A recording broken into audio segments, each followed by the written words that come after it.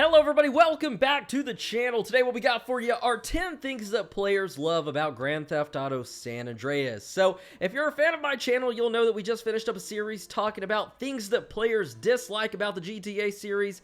And I figured since we just finished that, it's time to talk about things that players love about the Grand Theft Auto series, which is endless. There are so many things to love. So if you guys enjoyed this video and want to see me turn this into a series, be sure to give it a thumbs up. If we can break 2,000 likes, I promise you guys, I will make that happen. So today we're starting it off with GTA San Andreas. Be sure to let me know down below in the comments, what are some things that you love about GTA San Andreas. I read through every single comment, so don't think that yours is going to go unnoticed. And with that said, here we are with 10 things that players love about Grand Theft Auto San Andreas.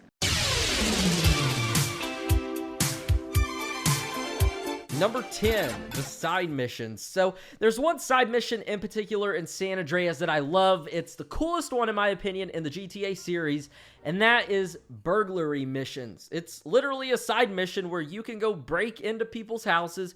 You can steal tons of things. You can steal TVs, stereos, microwaves, VCRs, video game consoles, pistols, money, whatever you can find, you can steal. And I think this is so cool. It's so fun because literally all you have to do is get in the back of a van at nighttime, and depending on the neighborhood you're in, you can rob a couple houses in that neighborhood. It's literally endless, and it's super, super fun. And I think it's sad that this only appears in GTA San Andreas because in the GTA series, side missions usually consist of paramedic missions, vigilante missions, cop missions, and that's about it. Taxi missions too.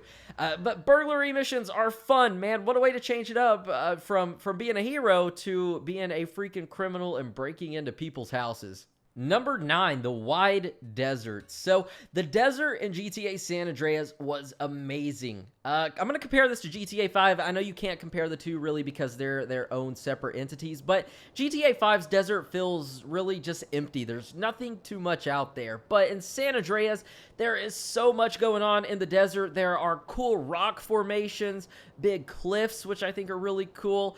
There's the giant penis rock, obviously, but there's tons of Easter eggs hidden out there, like the mass graves and things like that. There's Area 69.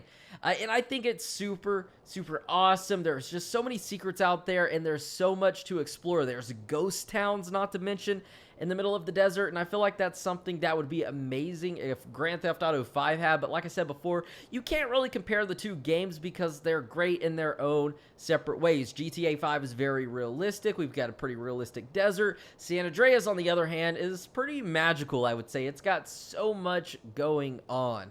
That brings me to number 8, the creepy countryside. So aside from the desert, San Andreas also had a very, very awesome countryside. It had the woods, the Back O Beyond area, which was very, very mysterious, home to tons of myths, and it was ultimately super creepy. It's just this big area of woods, this giant forest, really. There's ghost cars, cars that spawn in the middle of this forest that drive around by themselves. There's tons of myths like Leatherface, Pigsy, Bigfoot.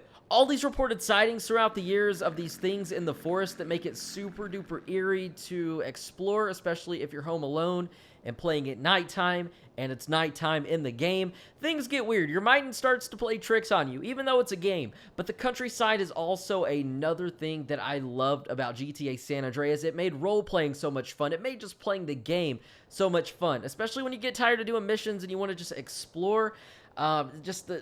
Everything put together in this game makes it so much fun. Number 7, the vehicles. The most famous vehicle in GTA San Andreas is obviously the jetpack. I guess it's classified as a vehicle. I don't know what else you classify it as other than just a jetpack. But the jetpack is one thing that I loved about GTA San Andreas. Until we got it in GTA 5, it was the only time we had a jetpack in the GTA series, and it's great, especially the events leading up to the jetpack being implemented into the game. We basically break into a military base and steal this $60 million piece of equipment. It's super fun. Being able to just fly around the map on this thing is awesome, and there's also tons of other vehicles in San Andreas, like the go-kart. Just so many awesome things to do in the game, and the vehicles are one thing that I also loved about the game. Like I said, We only had the jetpack in one GTA game until Rockstar added it into GTA 5 just about 5 months ago. So other than that, the jetpack has always been on my top favorite list of vehicles in the GTA series. Number 6, the weapons. So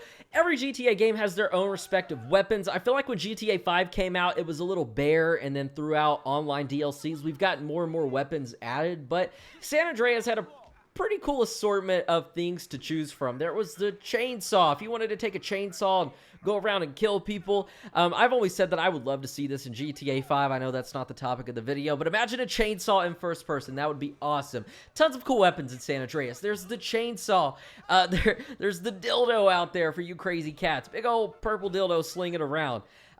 Then there's the katana. The katana is probably my favorite weapon of all time. I would love to see that in GTA 5, for example. But just wielding this katana around is amazing. It's fun. Tons of awesome weapons in San Andreas, and those are just 3 of my favorite. Number 5, getting fat. How could we leave this out of the video? So basically, getting fat was something that I thought was really, really cool in San Andreas. You could either get super big and buff, turn into the Hulk, or you could get fat and turn into Fat Albert. And that's something that I really wish was implemented in pretty much every GTA game after San Andreas. It really set the bar high with the amount of things you could do, because you literally embraced your character. Not only could you do normal things like give him tattoos, change his clothes and his hairstyle, but you could literally change his appearance, which literally made you this character, depending on how you wanted him to look. If you wanted to just play around and him be as big as possible, or if you wanted him to be as like muscled up and ripped as possible. It literally just let you live the role of CJ. You, like I said before, embrace this character, and that's one thing that I've always been disappointed about that hasn't been added into the other GTA games, like GTA Online, for example. Imagine if we could change our character's appearance, whether he could be super ripped or super fat.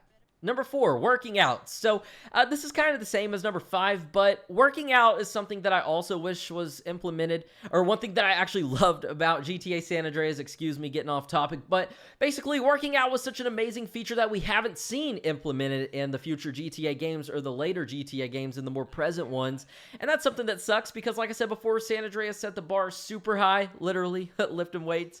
Bad joke. But being able to work out was great. Like I said before, change your character's appearance. That's one thing that I really loved and miss about San Andreas.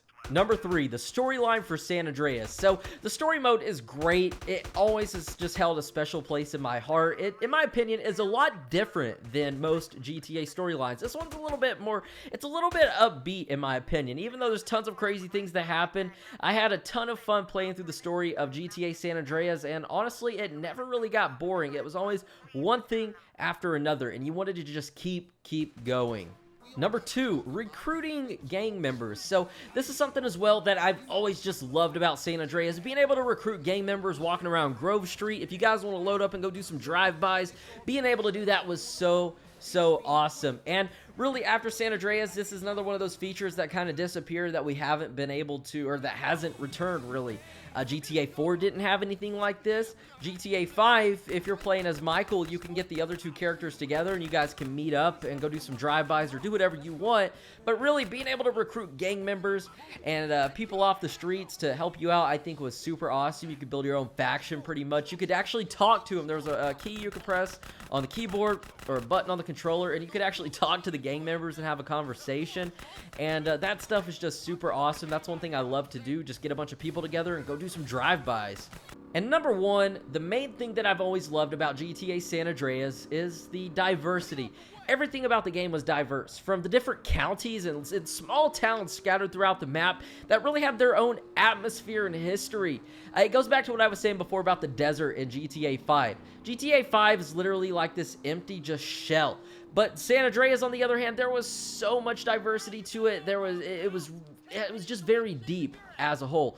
Every small town had their own atmosphere, their own characters, people, buildings, houses, everything. It was great, as well as just customization options. You could gain stats, you could get fat, you could get skinny. If you wanted CJ to be fat and have pink hair, you could do that. If you wanted him to be skinny and have yellow hair, you could do that. You could literally do anything in San Andreas, and I think that's what I love most about the game compared to every other GTA game. So be sure to let me know down below in the comments, what do you love the most about GTA San Andreas? Remember, I go through every single one of those, so I will see your comment, I promise. As well as if you guys enjoyed the video and want to see me turn this into a series, be sure to give this video a thumbs up. If we could break 2,000 likes, that would be awesome. As well as don't forget to subscribe and turn on notifications. That way you never miss out on another daily video game upload. And with that said, my name is Zach Cox. Thank you guys for stopping by, and I will see you all in the next video.